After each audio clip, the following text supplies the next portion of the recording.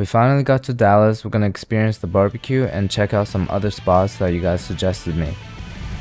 So nice here. Yeah, beautiful city. But before I get overwhelmed by the beauty of this city, I gotta go to the grocery store real quick to pick up some Bluebell ice cream. I've never had it before, but I have this unexplained hype built up around it. Homemade vanilla and cookies and cream are the two biggest ones, and there's a bunch of other ones I want to try too.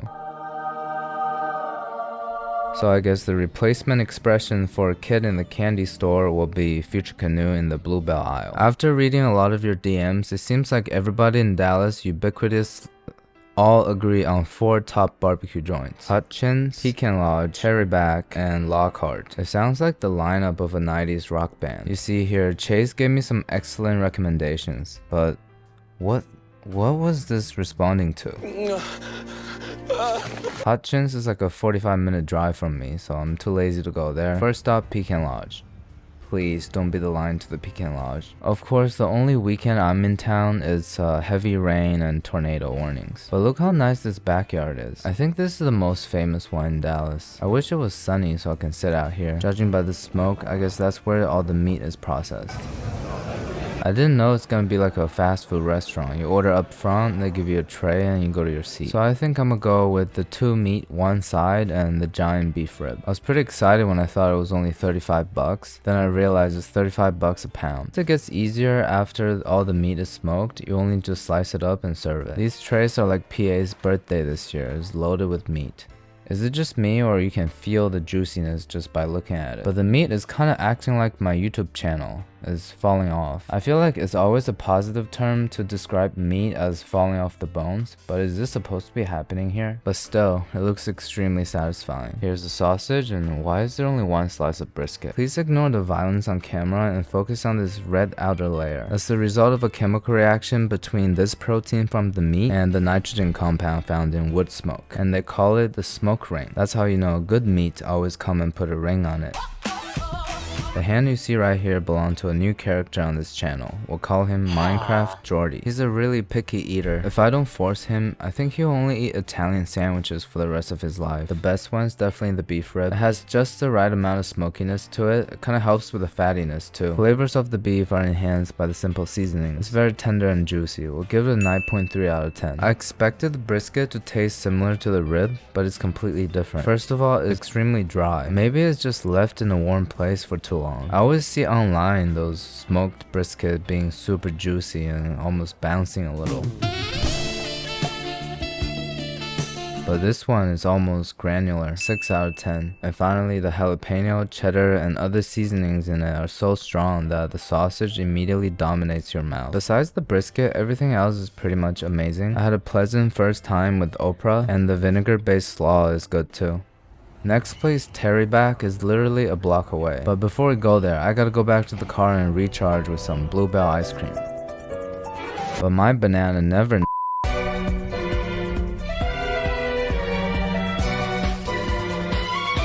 Only after ice cream we can go back to face the world. So Terryback also has a backyard. Again, it has the fast food quick service line, but this one seems much better set up with the drinks and stuff. Nice, they slice the brisket right in front of you, so you know it's gonna be juicy. I got pretty much the same things as last time. I mean, all barbecue restaurants here offer the same things: beef rib, pork rib, and brisket. Oh, and a sausage. Look, they gave us some of these end pieces. It's so black. It's gonna be awesome. The sausage is again the classic cheddar jalapeno. Look what we got going on here. That's a nice Apple Watch.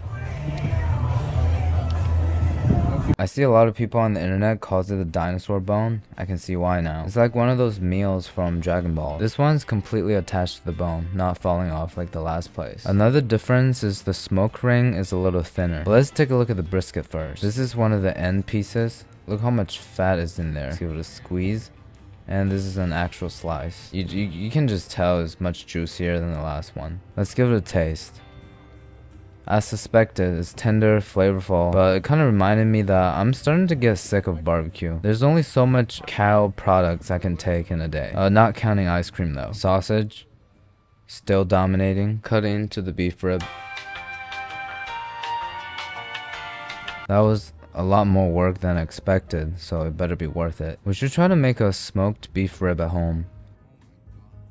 That was an incredible bite. It's not as tender as the last place, but it's better. The texture of the beef is way more intricate. It's pretty much perfect. To be honest, I'm not really a big fan of food that melt in my mouth. I like it a little harder, you know. I'm not like a baby or a toothless person. My only complaint for this beef rib is a little hard to cut with this plastic knife. I'll give it a 9.7 out of 10, highest rated item so far. After tasting this beef rib, the brisket and the pork rib taste a lot less nice, but it's still good. And the spicy barbecue sauce they have here is pretty fire too. Yeah, this beef rib is a lot of struggle, but all that hard work is for preparation of what's about to happen. A little cup of classic southern banana pudding. He just says it's so funny. Like, oh wow. Crammed into this cup is supposed to be a slice of peach cobbler. It's so shiny. There's a lot of starch and sugar in it. Let's get a good scoop with crust and peach and the sauce. It's pretty amazing and burning hot. Is that why the plastic is bent? Is that bad for you? Both of these are 9 out of 10. Overly sweet means overly comforting. Why cut sugar when I can just cut my lifespan? Also, they give tours of the barbecue pit. Let's take a look. What's happening right now? 7 hours in the pit. Do you let it rest? Yeah, for like 1 hour. You're sweating, man. Yeah. Are you hydrated? Yeah. Oh wow. So it's like, damn. I feel like I'm getting hot. Do you ever get used to this? Yeah. How long you worked here? Like 3 years or more. Alright, thank you. By the end of this meal, I'm so sick of the smell of beef fat. I don't think I can continue this barbecue tour. I have 2 other planned for this video. I'm sure they're all similarly great. So let's do some other stuff in Dallas before we go back to New York. Here's Hattie B's. And also, I am a tourist.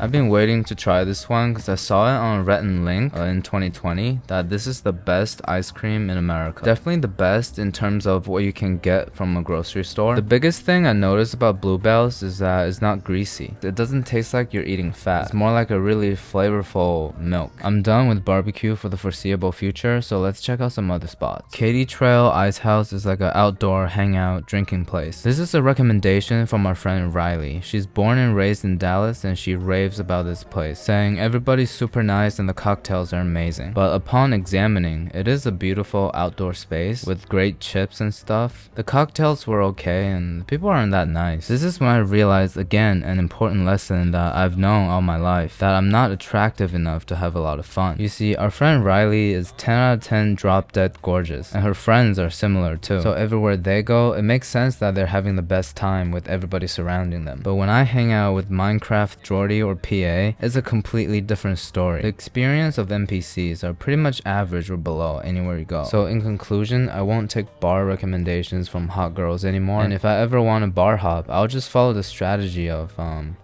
staying home and read a book. After dinner, I came across this pie shop that offers the drunken nut. Let's do that when we get home. Even though this string is literally doing nothing, but it gives me the feeling of unwrapping a Christmas present, which I never got. We didn't get Christmas back on Vegeta, there was only Frieza Day. But this apple pie is looking kinda similar to oatmeal. How can you have apple pie without vanilla? What a great way to experience the last and most important flavor of Bluebell. How about I make a deal with you guys? If this video gets more than 2 likes, I will ship 2 gallons of Bluebell ice cream to New York. How about that? I microwaved the apple pie too before putting the ice cream on top. This is probably my favorite dessert of all time. If you're an OG, you'll remember that my first video ever on the internet was an apple pie that I made for my mom. It was beautiful. You might be wondering now, FutureCanoe, why are you eating all this ice cream, whipping out your favorite dessert? Well, what's that in the preparation of? and I might tell you to shut the clock up because we're attempting another extreme heat fried hot chicken challenge in Dallas. Instead of Hattie B's, we're here at Ricky's Hot Chicken. They call it the A-bomb, and instead of ghost pepper is Carolina Reaper. Why are all the peppers so demonically named? And when the cashier asked me, can you handle A-bomb? I said, I don't know, but I can handle shut the clock up. And then she just went quiet. I think she doesn't know about Hattie B's and she thought I told her to shut the f up. It was so awkward. Now my chicken's gonna have spit on it. Let's start with the mild leg quarter and then move on to the A-bomb. This is a lot darker than the shut the clock up. I'm starting with mild because I need to get full first, otherwise I'm gonna be hungry the whole day. Okay, is it me or even the mild looks really scary? Let's dip in the sauce. I think it's mayo based.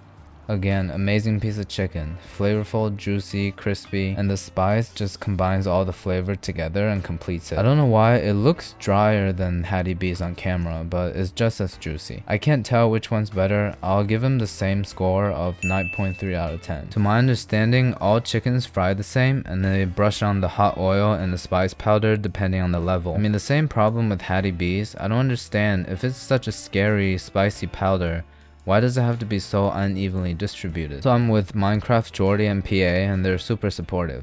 Are you guys ready to see me suffer? Always. Oh, alright.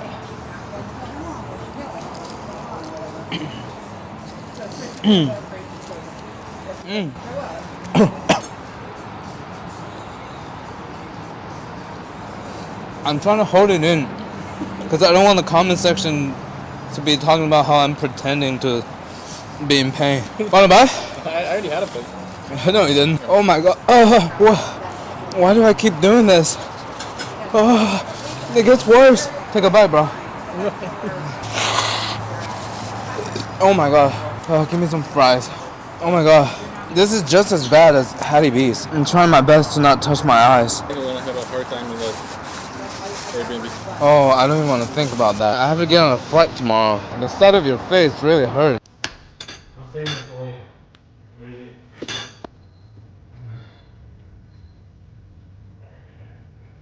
Anyways, that'll be the last time I'll ever attempt any type of spicy challenge. Thank you for all your recommendations. I can't wait to go back home and do our usual stuff. Alright, thank you.